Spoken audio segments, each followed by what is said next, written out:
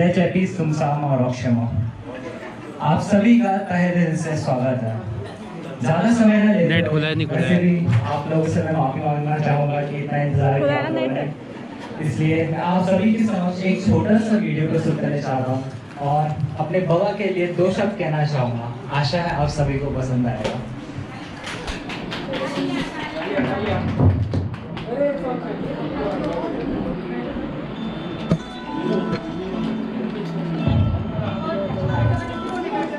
बाबा, आप समझदार, पारिवारिक और उदार व्यक्ति हैं। इंसानियत क्या होती है हम सभी ने आपसे ही सीखी है। मैंने बहुत कोशिश करी कि आपकी बचपन की कुछ नटखट और मीठी याद, कुछ नटखट यादें मैं आप सभी के साथ बांट सकूं, पर अंत में मुझे निराशा ही हाथ लगी, जिससे ये सिद्ध होता है कि आप मंगाए के नहीं बल्कि पूरे पांगू के बाद सीधे बच्चों में गिने जाते थे। या तो इसका दूसरा पहलू ये भी हो सकता है कि आप बहुत छोटे रुस्तम थे बचपन में। जैसे कि आप लोगों ने फोटो में देख ही लिया होगा कि बाबा बचपन में कितने पतले थे। ये फोटो देखकर मैं बाबा से पूछता था कि ये कौन है, तो हमेशा वो ये कहते कि ये मेरे जुड़वा भाई हैं। मैंने आज तक नहीं माना कि ये वही। मेरे बाबा मेरे लिए सबसे श्रेष्ठ हैं। भले ही उन्होंने छोटी सी उम्र में मेरे से अपने से दूर मुझे दूर छात्रावास में भेज दिया था, हालांकि मैंने ही उन्हें मजबूर किया था ये कदम उठाने में। बाबा का प्यार और अपनापन दिखाने का और जताने का भी तरीका बहुत अनूठा है। अगर वो आपसे मजाक करते हैं, आपको छेड़ते हैं और ऐसे करते हैं, तो आप उनकी यकीन मानिए बहुत करीब लोगों में से एक है। जब हम छोटी कक्षाओं में पढ़ते थे तो आप हमारे लिए बैठकर मॉक टेस्ट पेपर बना दिया करते थे। आपने कभी किसी भी चीज़ की ज़रूरत नहीं महसूस होने दी। आपने हमेशा हमारी हर छोटी मोटी ज़रूरतों का ख्याल रखा है। हमने जो भी आपसे मांगा आपने हमेशा वो चीज़ हमें ज़रूरत से ज़्यादा ही प्रदान करी है। मुझे आज भी याद है जब मैं अपने अभियांत्रिकी के 3रे वर्ष में था, मेरा गोवा ट्रिप जाने का मन नहीं था, लेकिन आपने मुझे मजाक में कहा कि घर बैठकर भी सोता ही रहेगा, इससे अच्छा तो घूम ही आ। और मुझे वहाँ जाकर जीवन भर का अनुभव हुआ। इससे ये पता चलता है कि आप हमें हमसे ज़्यादा समझते हैं। आपने हमारे पर्सनल स्पेस का हमेशा सम्मान किया है। आज हम जो भी हैं, जो खाते हैं, पीते हैं, कैसे रहते हैं, क्या पहनते हैं, कैसा सोचते हैं, हमारी शिक्षा से लेकर सब कुछ सब आपकी वजह से मुमकिन हो पाया है। जैसे कि आप सभी को पता ही होगा और हुआ भी होगा कि जैसा हम हमेशा चाहते हैं वैसा कभी नहीं होता। ऐसा ही कुछ मेरे बाबा के साथ हुआ था। बाबा का चयन सिंचाई विभाग सन 1981 में हुआ था और इसी के कुछ समय बाद पापा का एयरपोर्ट अथॉरिटी ऑफ इंडिया में भी हो गया था।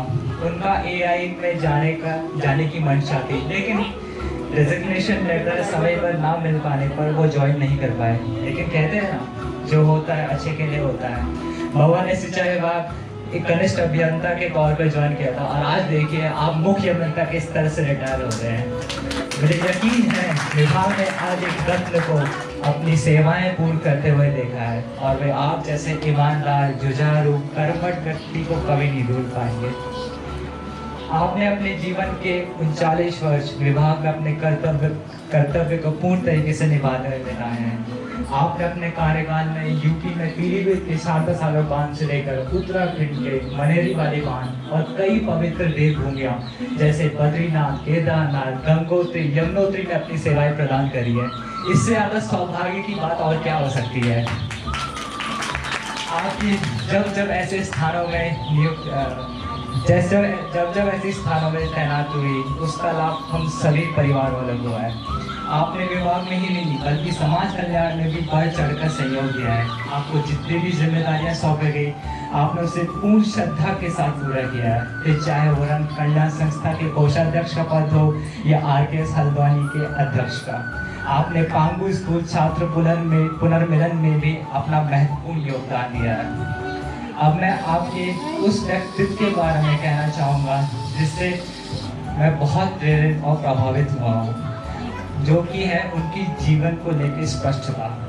और इसी स्पष्टता के कारण उन्होंने अपने पद पर आए हर एक मुसीबत का डटकर सामना किया है और उनसे सीखकर अनेक मुसीबतों को पराजित भी किया है। आपने अपने जीवन को परंपरागत ढंग से व्यतीत किया है और हमेशा समय का सदुपयोग किया है। आपका और आपके घनिष्ठ मित्र और भाई रमेश झा जी जो आज खुद सेवानिवृत्त हुए हैं, आप दोनों को मंगाया में उदाहरण दिया जाता था क्योंकि आप दोनों में स्कूल जाने की होड़ लगी रहती थी। आपने अपने ज़िंदगी में आए हर एक किरदार को बखूबी निभाया है, फिर चाहे वो बेटा, भाई, पति, दामाद, जीजा, चाचा या पिता, सब कुछ आपने सभी किरदार के साथ न्याय किया है। आपको बचपन से ही कार चलाने का बहुत शौक था। मनेरी में जब हमारे पास कार नहीं थी तो आप मीता और पोता के हाथ और टांग का उपयोग कर गियर और पेडल बनाकर अभ्यास करते थे। और जब हम पीढ़ी निकाले तो आपने 2 दिन में ही कार चलाना सीख लिया था। आप भले ही दस्तावेजों के हिसाब से 60 वर्ष के हो गए हो, लेकिन आज भी आपके अंदर का बचपन अच्छा लगता है। अब आप जैसे सेवानिवृत्त हो गए हैं, अब आपको नए बॉस की सुननी होगी जो कि मामा है। लला बहू आज जहाँ भी है, मुझे भरोसा है कि उन्हें आपको इस मुकाम पर देखकर बहुत नाज हो रहा होगा। अब जो आपके पास थोड़ी फुर्सत है, मेरे कुछ सुझाव है आपके लिए। मैं चाहता हूँ अब आप आराम करें, मामा के साथ छुट्टियाँ मनाने जाएं, घूमे फिरे और बिना मेरे नौकरी के तनाव लिए